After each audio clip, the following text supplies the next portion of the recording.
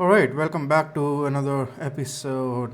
And so I'm sort of starting to do a x86 64-bit mini PC roundup, just to show you guys what I have in store, and just try and show off as much hardware as I can. For today's episode, we have the WYSE Rx0L. This is a different one. It's single core 64-bit. I don't have many single core 64-bit systems. Most of them are start at dual core, and I just decided to take a look at this. It's been lying around in my place for a while, and so yeah, we'll see how it is. Um, so from the outside, since we have it like this, we have two DVI ports, one PS2 for your mouse and keyboard. It's not a combined port, it's a separate port, and this is actually quite an old system. So October 2011 makes sense to have those two. Dual serial port, headphone jack mic, Ethernet gigabit, and four USB 2.0 Type A ports and your 19-volt power. So again, this system dates itself. What I am missing, like even on the front, is just USB 2. What I am missing is that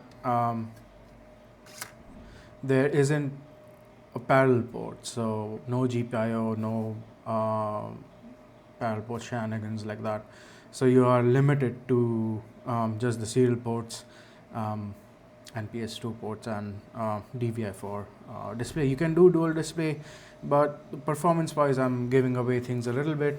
It's not that great, especially when compared to the 5010 or something like the ZX0.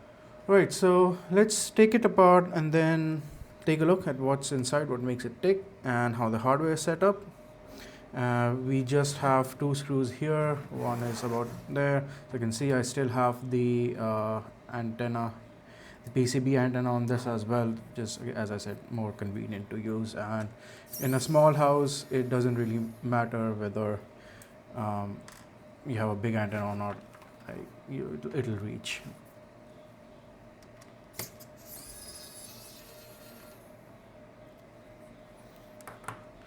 And keep it like that and tear it on. Oh, there we go. So this is the innards of the hardware. Right, so this is the PCB inside. As you can see, I have a SATA card, a SATA port connected here. It has an internal SATA, and I had to steal the power from a couple of capacitors over there. Apart from that, its main storage is actually this IDE DOM, and again, that's how old it is. And then there's another SATA port here, so you can have two SATA drives and plus one IDE drive. Right, so this is what an IDE DOM looks like. It's just one controller and one NAND flash. It's not much. I think it's like 2 gigabytes or something. Doesn't say unless I'm missing it. No. So that's a Samsung part on the flash. And yeah, so that's the main storage it has. So you have your audio chip here, RTC clock. That's probably the South Bridge BIOS flash. A very odd looking network card, and as far as I know, this is just USB. So they just route USB and like mount a PCB on here. And this is factory fitted. The main memory is DDR2. It came with 512 megs. I upgraded it to 2 gigs. One of the weirder things is that this is one of the few boards that can, according to some reports, support 4 gig DDR2 modules, and those are rare. So if and when I find one, I'll try it out. And that will make this a unique board in my collection right now. The only reason it's unique is that this is the only 64-bit thin client or small form factor board that I have that is single core. So you get your heatsink, passive heatsink here. The CPU and GPU are inside there. One PCI slot. This works. It's an X4 slot, and also one of the reasons I think the size is so huge. So like if you compare it to, say, a 5010, that's a 5010 right on top of it, and it's tiny. And if you compare it to ZX0,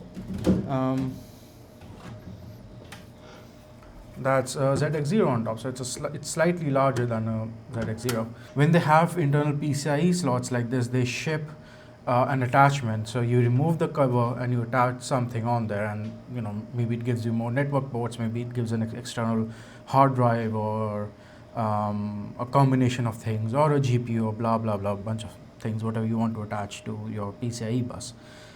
Right. So let's take a look at the specs. And whenever I want to take a look at specs of something like a thin client, I usually hit up parkytowers.me.uk, and they are usually the best source to do that. So they have an entire page to this particular hardware, and it's a AMD Sempron at 1 gigahertz or 1.5. This one's I think at 1.5. And it has an AMD ATI 690E, so that's a really old GPU. It's, as you will see in the performance, it's not that great, even for like basic OpenGL. So AMD Sempron 210U, and that's what it is. It's a single core, but it's 64-bit. But it's also limited to DDR2 speed, so whatever this is running at 667. 800. This has an 800 mega transfer stick, so that's good. Right. Let's take out the heatsink and see what's underneath, and let's see what's powering this whole thing.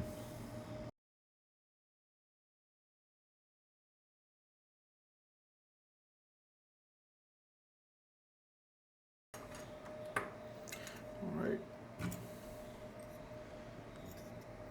So that comes out, as I said, GPU and CPU. Again, the heatsink is really basic. It's just one very thin sheet of copper and even thinner sheets of aluminum, and then heat pads. That's it. There's a little bit chamfer here.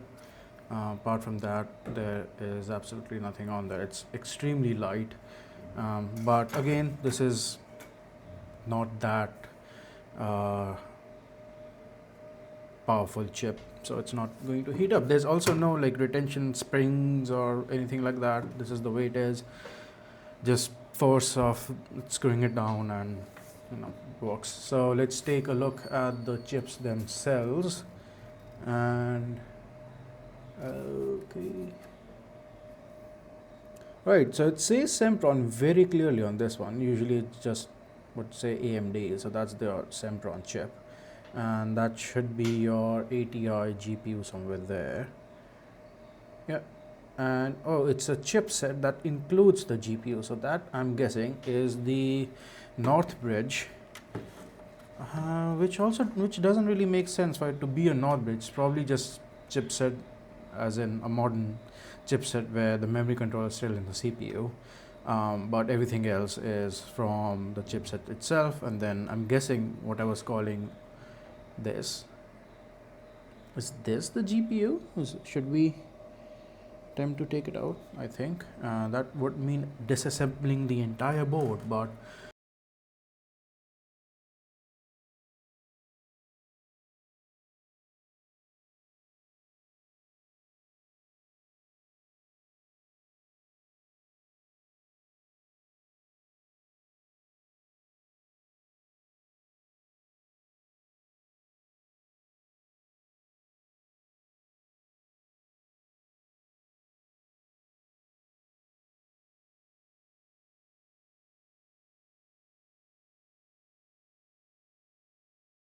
right, let's get rid of this. and that is your main PCB or the motherboard or whatever you want to call it. And at the back there's nothing, that's why I usually don't really open up the back side, but we need to see what's inside the heatsink, where I thought it was the chipset. It's not the chipset, it might be the GPU. No, this is dangerous, but there you go. So that came out. Right, no clue what that is because it has a lot of thermal goop on it. Provided it has thermal goop, I'm thinking it's the GPU.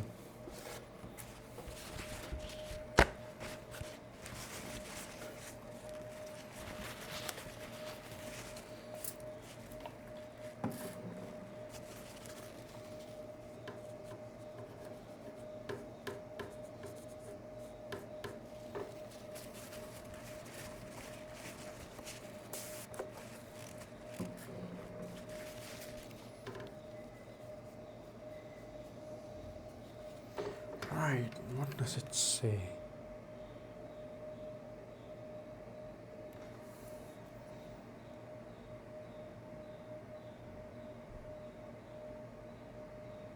I have no clue what that is.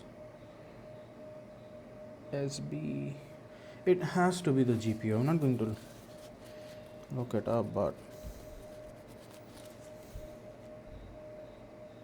SB6CO, is that it? Is that what it says? Even the writing on it is so tiny. Right. Let's see if we can find the trace and figure out where it goes. That's the memory slot. That's the chip, and a lot of traces go to the IDE slot. Okay. Wasn't expecting that. So that's the chip, and that's the IDE slot or PC. No, that is the IDE slot. Right. I'm still clueless. So it's either a secondary chipset and the GPU is built into the main chipset. For sure, it's not built into the CPU because cost. That's as much as I can say. It's maybe it's just a secondary IO controller or something like that. Maybe it is a secondary IO controller with the GPU built in. So let me know in the comments if you have any idea what that chip is, and if the GPU is either in one of these. Otherwise, yeah. So let's put all of this back together, and I will turn it on and show you guys over screen capture.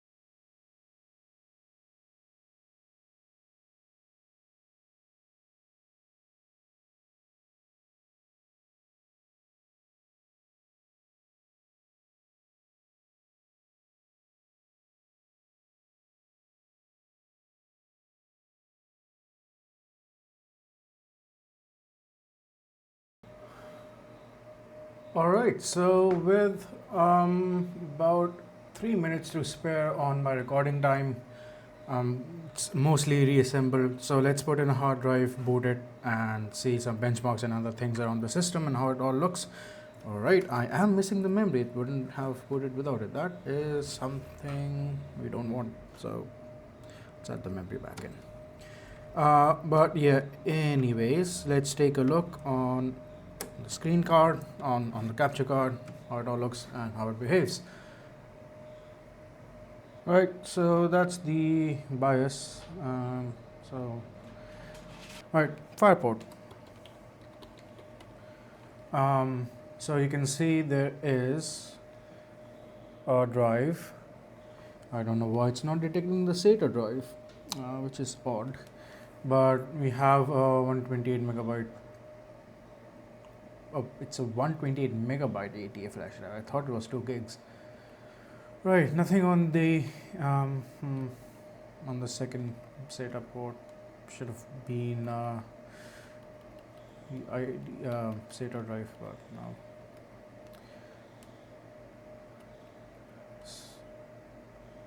no. Frame buffer size is set. You cannot change it, which is okay.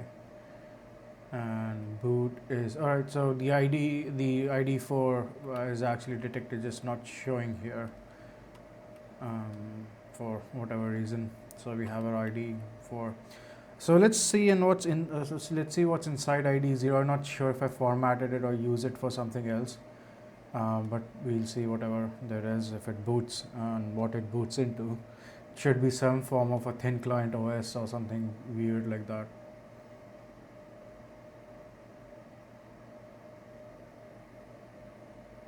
Yeah, looks like a thin client OS. System version 7.1. What system are you? Just say system version 7.1 and it's not system 7. That would be weird, but yeah, it just looks like a WYSE based thin client OS from Citrix or something like that. Microsoft has a copyright on it, but they have a copyright on a lot of things. So absolutely no idea if it's Linux or not. Now this is system information, right?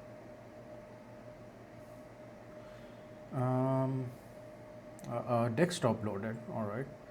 Obviously, it doesn't really have. I'm guessing some might be some sort of Linux, might be something completely bespoke. No clue. Yeah, there's not much to do except for like connect to an RDP session and connect and use it as a thin client. It's very minimal in terms of hardware support as well. Right, that's enough of it. Let's boot into proper Linux.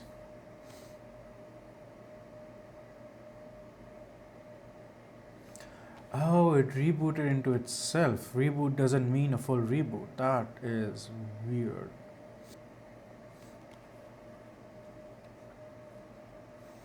Right, so here we are on good old Linux 6.1 Debian Bookworm, and LSCPU gives us the detail on the Sempron 210.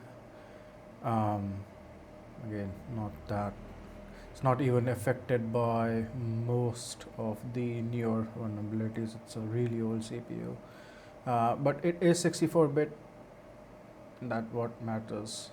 And then we'll look at benchmark in a second, but let's just run GL Mark 2. So it's shown up as an ATI RS690, and that's what the specs said. And right, usually Xorg would just say AMD GPU or something like that, but it's saying R300. It's like it has an Xorg driver, which is fine. So yeah, slow, really slow. Like Raspberry Pi gets, the older Raspberry Pis get more than 100 on these two tests. It's really not that fast. So fairly basic. Let's see if I can get Phoronix to show the results. Show result. Okay.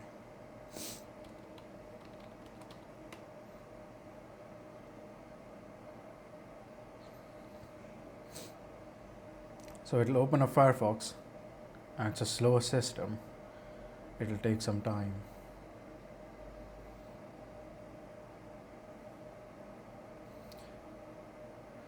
So again, like the only other 64-bit single core CPU I have is a full fat Pentium 4.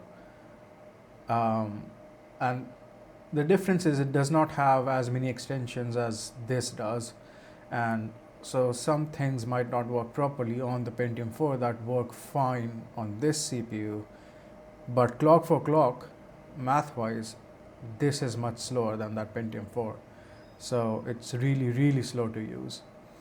Right, so this gives us a nice overview. I think the orange one is this Rx0L, and then the blue and purple ones are the Dell WYSE ZX0 and 5010. So we look at individual graphs. For GL Mark II, again, as I said, it's a very slow GPU, very basic even for that era. ZX0 and 5010 take the lead here. There are still Radeon HDs, embedded ones. So you can see in the ZX0 it's a Radeon HD 6320, and on the 5010 it's 6250. I can increase the font here.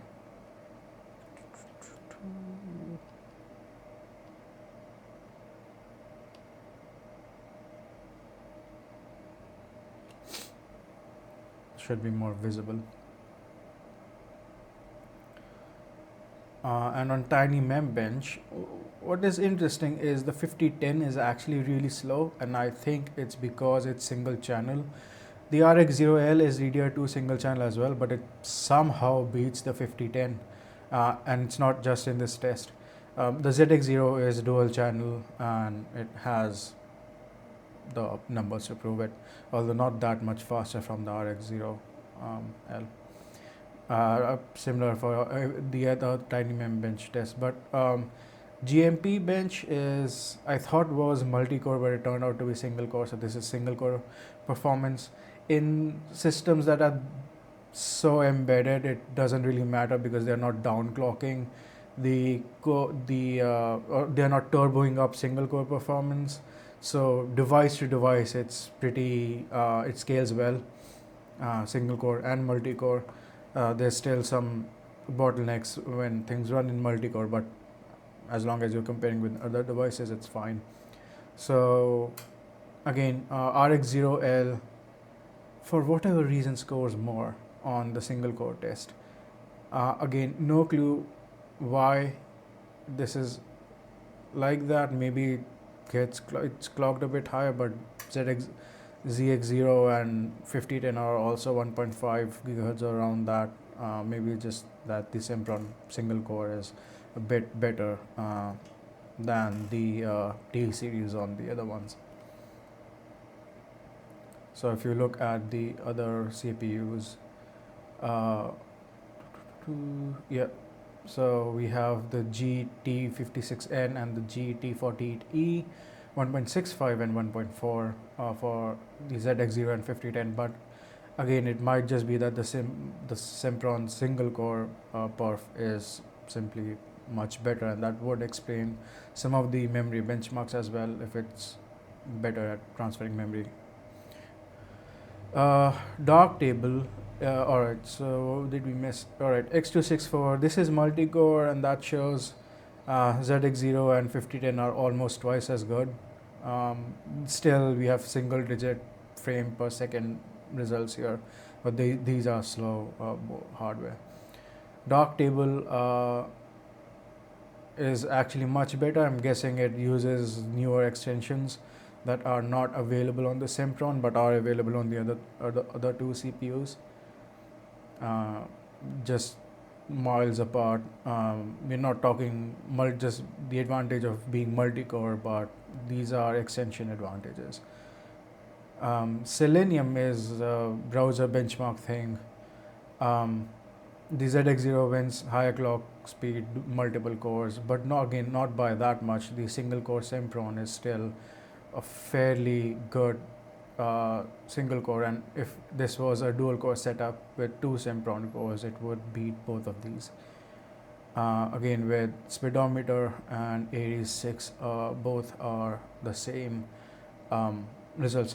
So one of the weird things with browser benchmark is they require a fair bit of RAM, and I had to tune this benchmark suite to sort of take into account that there will be systems with just 1 or with just 2 gigs, even with ZRAM enabled and all of that. It ends up being a problem. I had multiple benchmark crashes, or I tried C-Ray, for example, or Linux kernel build. They would take hours upon hours to complete, and at the end of the day, they don't really convey that well. A lot of things that other benchmarks can do um, uh, while running much quicker, and saves me time because I did end up spending quite a few days just fine tuning this benchmark, seeing what I needed, and also making sure on slower systems, which these will be in the future, that the benchmark runs quickly and still conveys comparative performance. All right, thank you so much for watching. Please subscribe. I have a lot more thin clients that I want to document, so keep an eye out for that, and I will see you all in the next one.